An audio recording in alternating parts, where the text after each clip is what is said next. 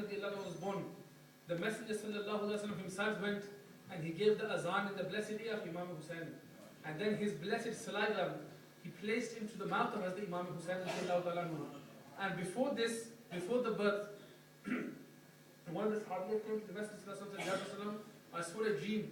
And in this dream I saw a piece of your flesh being cut and placed into my lap. A piece of your flesh, your body being cut and placed into my hand. And the Messenger ﷺ replied that this is a good dream. And the meaning of this dream is this, that Allah subhanahu wa ta'ala will give my daughter Fatima a son and he will be brought up in your lap. So meaning the news of the birth of Imam Hussain was given by the Messenger sallallahu alaihi wasallam and by Allah subhanahu wa ta'ala himself. And the flesh is mentioned here, that the flesh of the Messenger sallallahu alaihi wasallam. And upon this, one point has come to my head of Imam Taqiyuddin Subki rahmatullahi ta'ala alayhi, where he mentions about the connection of the Ahl Bayt to the Messenger sallallahu alaihi wasallam. And our aqaid and one part of our iman or our yaqeen, our belief is that that dust which has touched the body of the Messenger sallallahu alaihi wasallam, that has a higher status than the arsh. That has a higher status than everything, because this has done mas. This has touched the body of the Messenger sallallahu alaihi wasallam. Imam Taqiyuddin Subki on this point very briefly mentions, and also in the Sima Riyaz, Imam Khafaji, the Sharaf Qazi Ayaz Maliki Ash-Shifa bi Tarikh Huquq al-Mustafa, mentions on this that our yaqeen is that that dust which has touched, which has done mas with the body of the Messenger sallallahu alaihi wasallam, has a higher status than the Kaabatullah, has a higher status than the Arsh. Therefore, upon this point, we must realize that about whom the Messenger sallallahu alaihi wasallam said, Ali minni wa ana minhu, Husainu minni wa ana min al-Husain. And also about Hazrat Sayyidah Fatima Zahra radiyallahu ta'ala anha, the Messenger sallallahu alaihi wasallam said, Fatima is a part of my flesh. Fatima is a part of my body.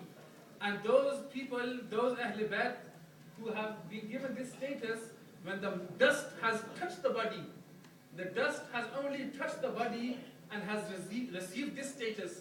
Therefore, they come to this conclusion that the Ahl Bayt Athhar, being part of the blood of the Messenger sallallahu alaihi wasallam, even all the Ahl Bayt Athhar have a higher status than the Kaabatullah and the higher status than the Arsh as well. And this is our yaqeen and this is our belief as well about the Ahl Bayt Athhar. And when we call them Athhar, when we call them the purified, because the Quran itself has purified the Ahl Bayt and has mentioned about the purification of the Ahl Bayt. And if me and you were to purify somebody, this is one thing. If me and you were to intend to purify something, our aqaid, when you read as the Imam Azam Abu Hanifa's Fiqh al-Akbar, in there, when he mentions about the sifat of Allah subhanahu wa ta'ala, in there one mentions that whatever Allah subhanahu wa ta'ala intends to do, whatever He intends to do, whatever He makes intention to do, straight away this is fulfilled. And there's nobody which can say that there is anything lacking in the intention of Allah subhanahu wa ta'ala.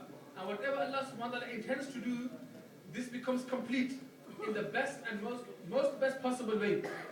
Now upon this, if me and you were to intend to purify something, we could try as much as we can, but there is always a possibility that there still may be some impurity remaining. But about whom Allah subhanahu wa ta'ala himself intends to purify. And the Quran mentions that Allah subhanahu wa ta'ala has made the intention to purify the Ahl Bayt from all forms of rijs, from all forms of impurity, and Allah subhanahu wa ta'ala has purified them the way they should be purified. So these are the Ahl Bayt, and amongst the Ahl Bayt, you have the Imam Hussain radiyallahu ta'ala anhu, who is like the son of the Ahl Bayt, and about the Imam Hussain radiyallahu ta'ala anhu, about this waqia of Karbala. When we see this against Yazid, and those people today, the Khawarij, who are supporters of Yazid, and those people who try to support Yazid and say Yazid was right in what he done, and Yazid is forgiven, ma'azallah. These are the words that these people use to try to justify that Yazid is correct. But in this, as we know, when you read Shara Aqaid, that you have Sidq and you have Kizab, you have Haqq and you have Batil. The opposition of Haqq is Batil, the opposition of Sidq is Kizab. Now when you want to prove one person to be right, the other one has to be wrong. Because two rights cannot make wrong, two wrongs cannot make right. If one person is right, the other one is wrong. If one is wrong, the other one is right. Now our maslak is that in every way and every form has the Imam Hussain spent his whole life upon right. and the one who came in opposition to Imam Hussain was wrong. Yazid was wrong, Yazid was a Qazib, Yazid was upon the batil. But now these people who try to justify Yazid to be correct, in reality what they are doing, they are trying to prove Imam Hussain to be wrong. These are them with the Khawarij or the Najdis or the Wahhabiyah, these people which we know of, and the common term as the Wahhabis. This is their belief that Yazid was correct, and you all know of Zakir Naik, this person who are called, you all know Zakir Naik. This person himself, he tried to justify Yazid to be correct, and he said this was a war amongst two princes. Do Shahzadon ki darmiyan ki ek jang. So he's calling Yazid a prince as well, and he's saying this is amongst them too. But we give lanat upon such a person, and you can see the lanat of Allah upon that person's face as well. That how cursed his face is, that how can somebody have this yaqeen that I am upon the right, and at the same time have this belief that Imam Hussain was wrong. There is no way and no form, but whereas we see how lucky and how fortunate we are that we are amongst the Ahlul Sunnah wal Jama'ah, and the Ahlul Sunnah wal Jama'ah has never had two views upon this. The one view and the only view is that has the Imam Hussain radiallahu ta'ala anhu, every step he had taken was upon the truth.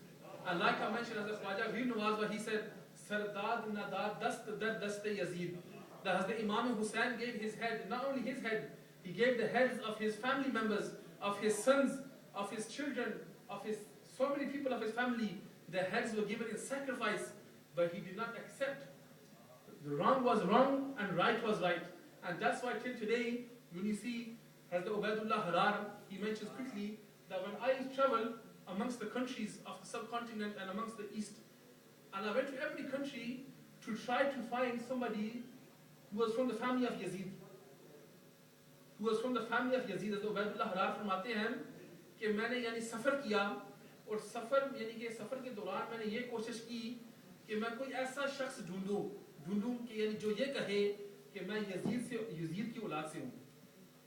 اور کہتے ہیں کہ جہاں بھی گیا کوئی ایسا فرد مجھے نہیں ملا جو یہ کہے کہ میں یزید کی اولاد سے ہوں. یعنی کوئی فخر سے تو نہ کہے لیکن مایوسی کے ساتھ کہہ دے, وہ بھی آدمی نہیں ملا کہ جو کہے میں یزید کی اولاد سے ہوں. اور جہاں بھی میں گیا, ہر شہر میں گیا, ہر گاؤں میں گیا, جہاں بھی گیا, میں نے وہاں دیکھا کہ امام حسین کی اولاد سے کوئی نہ کوئی فرد رہا ہے. یعنی کہ جس کو یعنی کہ یزید کو دیکھ لیں کہ جس طرح اس نے کوشش کی کہ اہل بیت اطہار یعنی اس نسل کو منقطع کرنے کی کوشش اس نے کی, لیکن اللہ تعالیٰ نے اس نسل کو زندہ کیا اور زندہ رکھا.